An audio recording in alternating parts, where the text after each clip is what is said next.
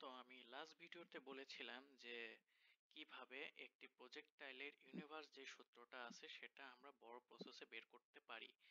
So এখানে আমি বলেছিলাম যে এইখানে গত ভিডিওতে আমরা বলছিলাম যে কিভাবে আমরা এই y is equal to x tan theta third bracket of 1 minus x by over r।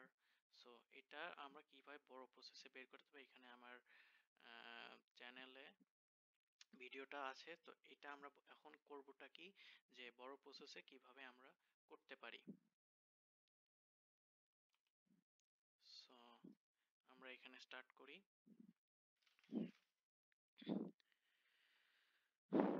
ফার্স্টে কিছু কথা লিখতে চাই যে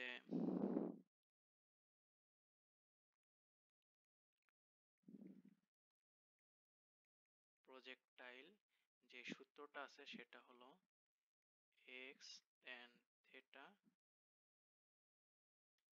third bracket of 1 minus x by r। তো এটা আমরা আজকে বের করব।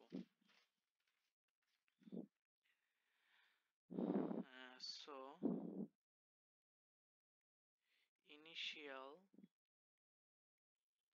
velocity of projection is u। আমরা এখানে একটা প্রজেক্টাইল ড্র করি। এটা হলো x অ্যাক্সিস বরাবর, এটা হবে হলো y অ্যাক্সিস বরাবর, এবং এটা হলো initial velocity, that means u, and it is theta angle, and এইখান থেকে এই পর্যন্ত হলো projectile range, that means r। so r is called is projectile range। তো এইখানে যদি আমাদের u হয়, এবং তাহলে y বরাবর হবে হলো u sin theta, x বরাবর হবে হলো u cos theta, u cos theta।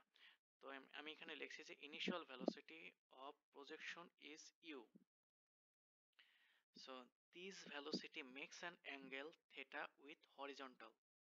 horizontal হলো আমাদের এইটা, আর vertical line হলো এইটা। আমি এখানে লিখে দিই, এটা হলো vertical line, vertical line, আর এই এই বরাবর হবে হলো horizontal line, horizontal line। So এই থিটাটা আমাদের হরিজন্টাল লাইনের সাথে কাজটা করে। তাহলে আমরা লিখতে পারি যে e of x is equal to u cos theta and u of y is equal to u sin theta। তাহলে আমাদের ফার্স্টে প্রজেক্টাইল মোশন বের করতে হবে। তো এক্স মোশন মানে এক্স অ্যাক্সিস বরাবর যে মোশনটা থাকবে, এক্স মোশনটা আমাদের কি হবে, যে if we take origin of Cartesian coordinate, if we take of Cartesian coordinate system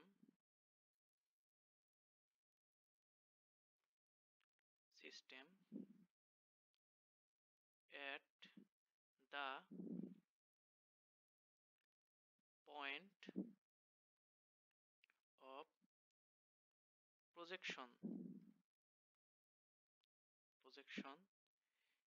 at time t, what will happen? That will happen is x is equal to e of x and t। So what about y motion, that means y axis motion? So in this motion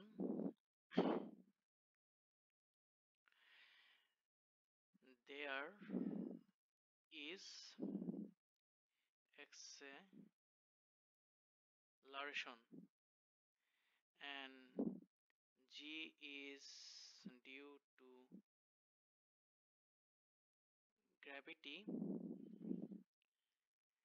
and এই যে গ্র্যাভিটিটা আছে, gravity সবসময় আমাদের নিচের দিকে কাজ করবে, that means negative axis, Y এর নেগেটিভ অ্যাক্সিসে কাজ করবে। So therefore the kinetic equation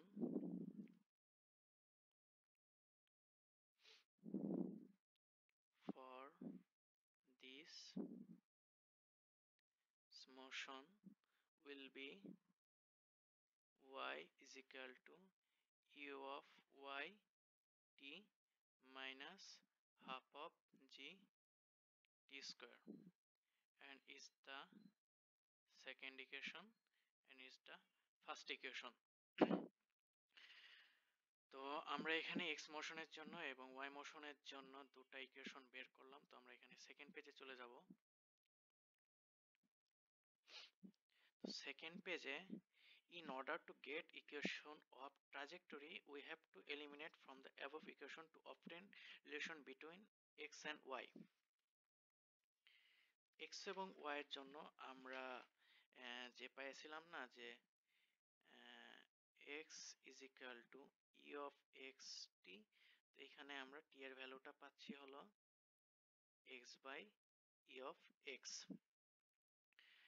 তো আমাদের যেই t এর ভ্যালুটা আছে এটা আমরা 2 নাম্বার ইকুয়েশনে বসাবো। তো আমাদের 2 নাম্বার ইকুয়েশনটা ছিল আর কি y is equal to u of y t minus half of gt square. তো আমাদের এই 2 নাম্বার ইকুয়েশন ছিল, এই 2 নাম্বার ইকুয়েশনে আমরা এই ভ্যালুটা ইনপুট করব। ইনপুট করলে আমাদের হবে কি যে y is equal to t এর মান হলো u by y divided by u by x, উপরে হলো x minus half of g x square divided by e of x square।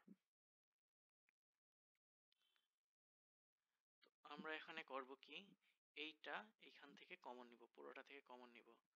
তাহলে x u of y divided by u of x common নিলে হবে কি 1 minus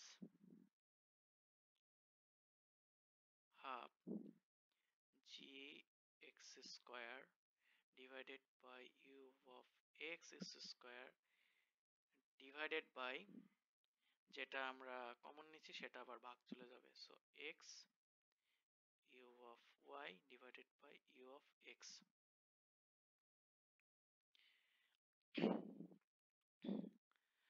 তো আমাদের এখানে হবেটা কি যে এই u of x এবং এই u of x থেকে এখানে একটা u of x থাকবে, এই x and এই x কাটাকাটি যে এখানে একটা x থাকবে। তো আমাদের পরের লাইনটা হচ্ছে হলো x is equal to x u of y u of x divided by 1 minus half of gx gx, আর যেহেতু ux হলো এটা নিচে আছে, সো এটা এখানে নিচে চলে যাবে। তাহলে আমাদের হচ্ছে হলো u of x u of y। তাহলে আমরা এটাকে দিলাম হলো 4th নাম্বার ইকুয়েশন, আর এটাকে দিলাম হলো 3 number equation. So now total horizontal distance covered by the projectile is called its range, মানে আমরা যেই মানে নিচে x axis বরাবর যেই লাইনটা গেছিলাম না, এইখান থেকে আমাদের এটা বলা হলো প্রজেক্টাইল রেঞ্জ। তো আর উপরে যেই টাইমটা ট্রাভেল করে এটা হলো ফ্লাইট ডিউরেশন।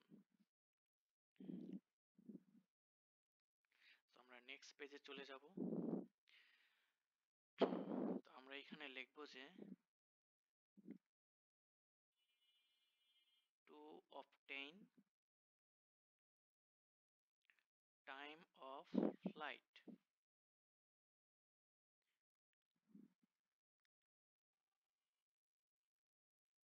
consider again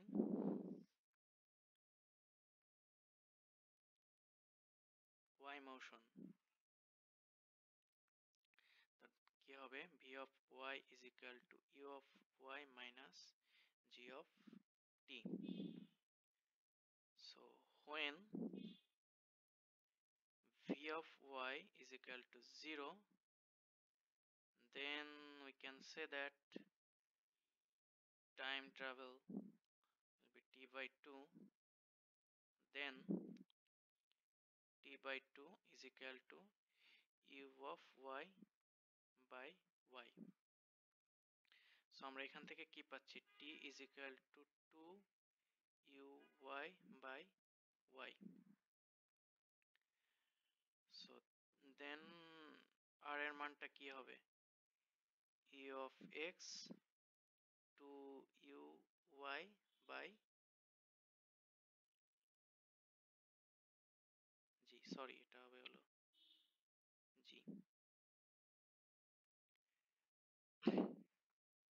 এটা হবে হলো g. So এটা আমাদের হলো প্রজেক্টাইল রেঞ্জের মান পেয়ে গেছি। তাহলে আমরা লিখি y is equal to x uy by ux 1 minus half gx divided by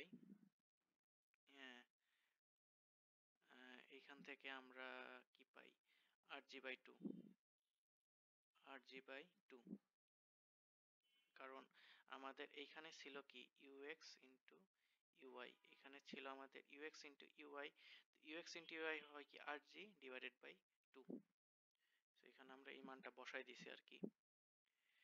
তাহলে এইখানে uy হলো আমাদের u sin theta এবং u of x হলো u cos theta। সো এখানে u বাদ যে sin theta divided by cos theta হবে, তাহলে x tan theta 1 minus এই টু বাদ চলে যাবে, জি বাদ চলে যাবে, তো সেখানে থাকে হলো x by r। সো এইখানেই আমাদের শর্ট শর্ট যে প্রসেসটা ছিল যে x tan theta এবার 1 minus x by r, সেটা হলো আমাদের লং প্রসেসে করা হয়েছে। আর এখানে আমাদের যেই প্রজেক্টাইলের ইউনিভার্সাল সূত্র আছে y is equal to x tan theta তার bracket of 1 minus x over r।